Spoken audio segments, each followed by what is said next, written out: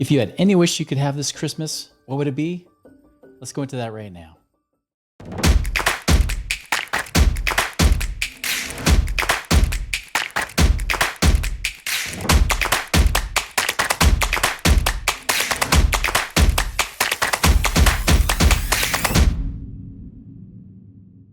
Hello, my fellow Ripplers. This is Chris Miles, your cashflow expert and anti-financial advisor. Merry Christmas and happy holidays to you. Guys, this is for you. This show is for you. Those that work so hard for money, because you do work hard for that money. And you now want your money to start working harder for you today. You want that freedom, cash flow. You want to become work option where you work because you want to, not because you have to. And you want it today, not in 30 or 40 lifetimes from now, but you want it right now so you can live that life that you love with those that you love so dearly. And it's not just about getting rich, it's about living a rich life. Because as you are blessed financially, you have a greater ability and capability and resources to bless the lives of those around you. Guys, that is my Christmas, desire for you, of course, to have that ripple effect going through your lives. Thank you for allowing that ripple effect in my life too. You guys have truly blessed my life because of the fact you guys have been binging on these episodes, sharing, but most importantly, you guys are doing something about it. You're actually taking action where your life gets better. That means the world to me. So thank you so much for doing so. If you would be so kind, I would love it, this Christmas season, if you would leave a great review, whether it be on Apple Podcasts or be on YouTube, whatever it might be, or I guess YouTube.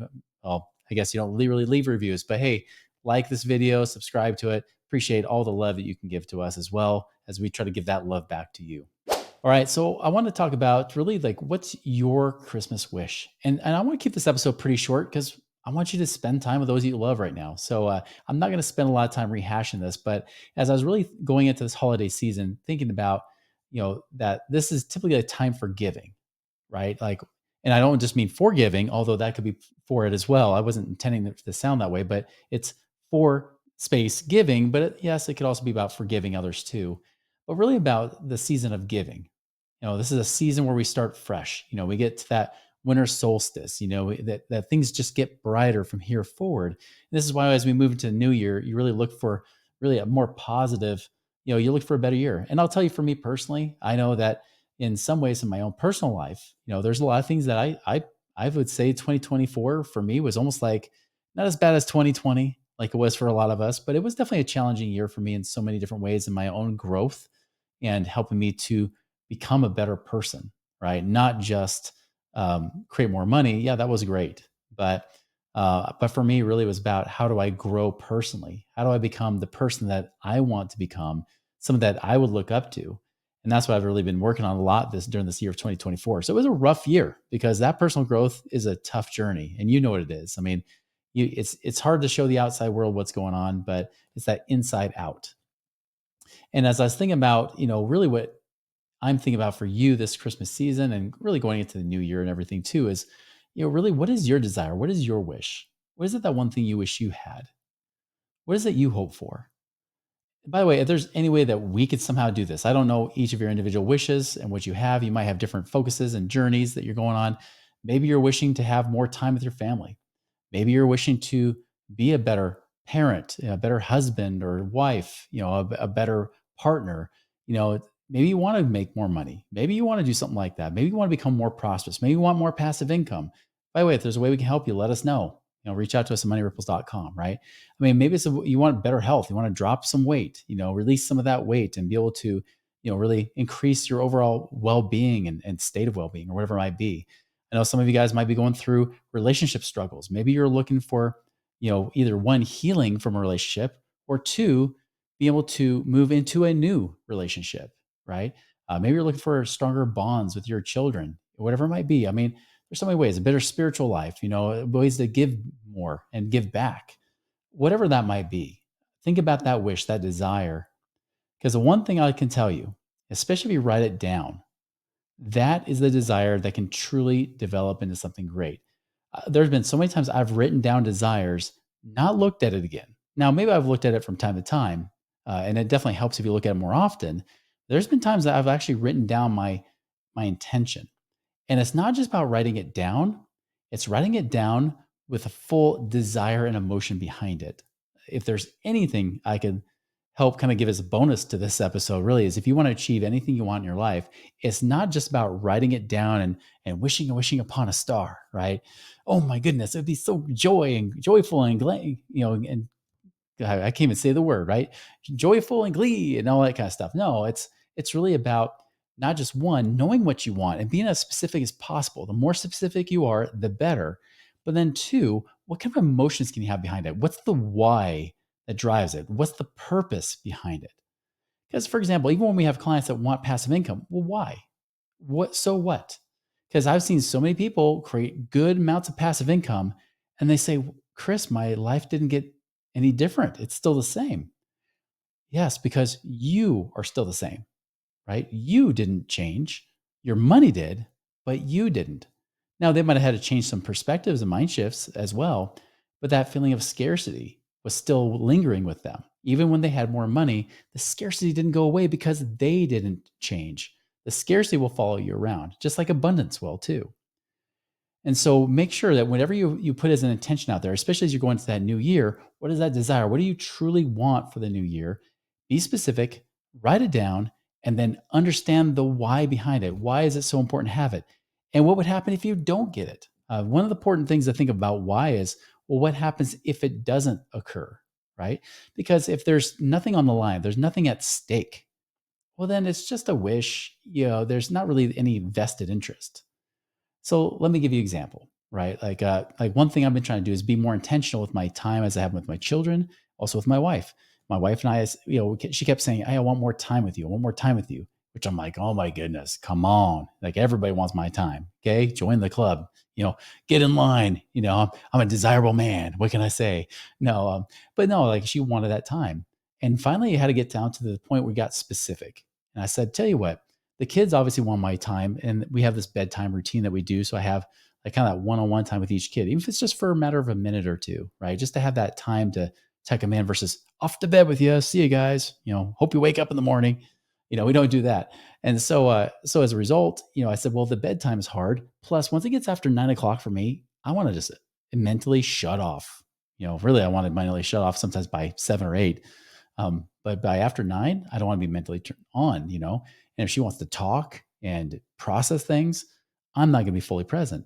So I told her, I said, let's take the time between when we finish dinner with the kids, we can always send them off to go play or do whatever, and the time that I put them to bed. It may only be like an hour or two, but let's use that time intentionally. I'm more awake. I'm a little bit more patient versus when it gets late at night. I don't want to do anything.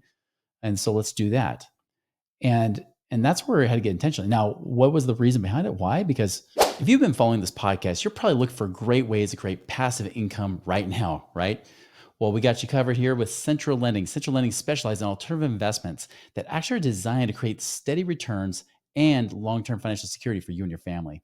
Now, they prioritize transparency. They love, building those strong relationships, giving you that confidence and peace of mind, knowing that you have your money working harder for you, so you don't have to work so hard for that money. You want to learn more how to do that? Go to centrallending.com and check out what they've got today to create your passive income and wealth creation right now. I wanted to make sure I fostered that relationship. I believe that that partnership between husband and wife is more important even than between the kids, because if that relationship doesn't work, things fall apart with the relationship with the kids as well. Even though we're a blended family, I still see that be the case. Even though we have, bonus children, stepchildren, what do you want to call them, it's still a big part of it. And so I had to be very intentional. And I'm still going into the new year being that intentional of how can I make sure it's specific? How can I still make sure I have time for each of my kids? Can I give them more of that? I'll tell you one activity I wish I had done in the last few years, I haven't done lately, especially since, inheriting more kids, was I used to pick one day a week where we'd have a quote unquote late night. We'd send the kids off to bed pretty early. And then even if it's like 15, 30 minutes after, stay awake with one of those children and maybe we just spend some time together. We could just be talking. It could be like you watch a little TV show or something like that. Although we try not to do TV right before bed. That doesn't always work sometimes. But just have that one-on-one time. It could be just playing a game, whatever it might be, just that personal attention. It could be a daddy-daughter date or a daddy-son date. Or for you, it could be a mommy-daughter date or a mommy-son date, right? And those kind of things. And again, I'm just giving you examples so that I'm not just teaching this hypothetical stuff. But those are the kind of things you can do. Get specific. Financially, what could you do? Could you be doing something to actually learn more about this stuff. Yeah, you're listening to these podcasts. Can you take it to another level? How can you take it to another level actually implementing this?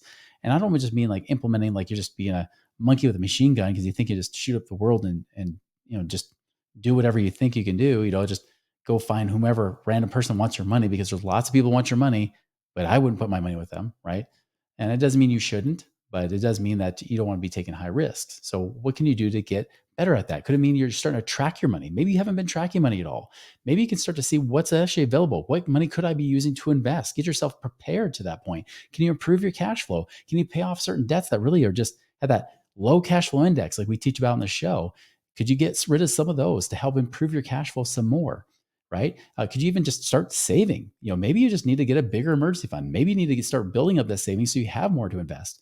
Typically, if somebody wants to work with us one on one, we recommend they have at least 150,000 between savings, old IRAs, or like IRAs, old 401ks, like former 401ks that you had with other companies, Roth IRAs, could be brokerage accounts, could be equity in properties, even rental properties, things like that. There could be things you could do with that money that'd be working harder for you so you make more passive income, right? Those are the kind of people that we often work with. Maybe you have to build up to that point. Maybe you're like, I got 50,000, but maybe I want to work up towards 150,000. Maybe I need to do infinite banking. Do I need to look into that this year? Do I need to start focusing, like I said, on just cash flow? Do I need to reduce taxes? We did a lot of webinars on taxes on this very Money Ripples channel, so there's lots of resources there too about how you can save money on taxes. Do you need to increase revenue in the business? What kind of goals do you need to do? What kind of ways do you need to develop yourself as a leader or as a salesperson or marketer? Or do you need to develop your team or whatever it might be? Focus on that. And so, whatever your Christmas wish is, I just wish for you guys that, you get very clear on what it is and then at least find the next step. You don't need to know the full path of how to get there, but just at least the next step in your journey. That's all you need. Start there. That's already leaps and bounds ahead of most people that wish for things but never get it and think it's something that never happens to them. Guys, I am living proof. I've been in places where, at this time of year and Christmas time, I was literally on welfare, or I mean, if you guys heard the story, if you've gone far enough back on my podcast, I can't remember which years I've shared it, but I had my own Christmas journey as well, right? I've been in a place where financially I struggled hard, especially during that last recession, living in a dream home that I wasn't paying for because we were just not making payments. We were trying to short sell the property. They wouldn't let us short sell, so eventually it became foreclosed. But before it foreclosed, I remember it was Christmas 2008. We were desperate for money. We didn't have anything. We didn't know if we could even provide any kind of Christmas for our kids, and we had a very young family. They didn't know what was going on. They were too young to really understand, but we knew. And I remember our neighbors just started doing this random 12 days of Christmas, right? So, like the first day of Christmas, right? A partridge in a pear tree. And I think it was like a candy, like chocolate partridge, something like that, or like a dove or something of that nature. It was kind of cool. What was the second day of Christmas? Then it was like, it was two French hens. There was two chickens, like it could be like Costco chickens. I can't remember what it was, but it was like store-bought chickens that were left on our doorstep that we were able to feed our family with. You know, three turtle doves, right? And so on and so forth. I remember the one that got me was the 8 maids of milking. They left 8 quarts of milk on our doorstep. And it was a cold winter day. It was snowy on our porch, everything. We got the knock. Somebody ran off again, like they had the previous 7 nights leading up to that point. And then we see these 8 cartons of milk sitting on our doorstep. And what they didn't know, or they probably didn't realize, that we were flat broke, not knowing. In fact, we were just having discussions that night. What are we going to do? How are we going to provide for our family or Christmas? We're on welfare, but that wasn't doing great. And by the way, I was the guy that's supposed to have it all figured out. I was once a millionaire. Now I'm over $1 million in debt. I'm an upside down millionaire, not able to provide for my family because all the money's going back to just keeping our business afloat, the business I had with Garrett Gunderson. And so when I got that, it meant the world because it meant there was just one less thing we had to buy. And the next morning I woke up and I saw, of course, I saw that footprints went around the house, but where did they go? They actually went to our back windows. Kind of creepy now I think about it now in hindsight, but it didn't creep me out then because I kind of imagined in my own mind the fact that they went all the way to that back window. They saw us bring in the milk cartons. And I wonder if they even saw me crying and what that made them feel like. And I really hope that they felt something special. I hope they felt like at least to some small measure, what I was feeling, which is they were really blessing my life. This is the chance you have too. You have the chance to bless lives. I've been able to help people on Christmas times as well this time of year. And it doesn't have to be Christmas time. Obviously, it could be any other time. You might be thinking, dang, 12 days of Christmas, I missed it. Guys, it doesn't matter. You can do it on a random date. You could pick whatever you want. It doesn't have to be 12 days of Christmas. You can make somebody's year special. Find ways to give back. And it may not, even if you're tight on money, can you serve with your body? Can you serve with your mind? There's times that I've actually done calls for people. Like I did one this month, earlier this month. I said, this is like my tithing, right? Like I'm going to help this person out. I know that they have nothing to pay me. They have nothing to give financially. I'm just going to help them out. Like I felt impressed to do it and I did it, and I hope, because sometimes the hard thing is when people don't pay us, they don't do anything with it either. My hope and prayer is they actually do something with that information because I invested that time and energy. There's other times when I was flat broke. By the way, that same time of year, I was going around to all the neighbors and shoveling snow. I was trying to figure out what I could do to really create karma, right, in my favor. I call it karmic debt, right, where you create so much karma, it has to pay out at some point. It builds up and it's like a dam that's going to burst. And eventually it did. It took longer than I hoped it would, but it did eventually happen that way. Not to mention the growth of who I became in the process. And so that's kind of my Christmas wish for you. I know you have your own Christmas wish. My wish is for you is really what's going to be the best and highest use of your growth as a steward? What will help you become a wiser steward of your time, your talents, your resources to help create a ripple effect through others' lives?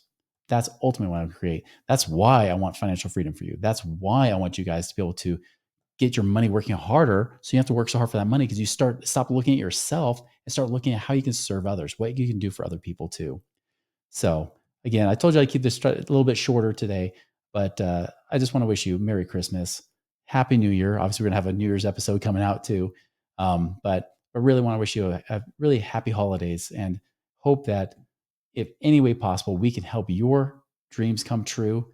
Give us that chance. We would love to be able to co-create with you as you're trying to really walk on this journey of life, just like all the rest of us. You're trying to grow, you're trying to improve, you're trying to become better, and you want to make a difference. Hey, love to help you any way we can, any way we can support you. Let us know. Merry Christmas, happy holidays. Make it a wonderful and prosperous now end of 2024 into the new year. We'll see you later.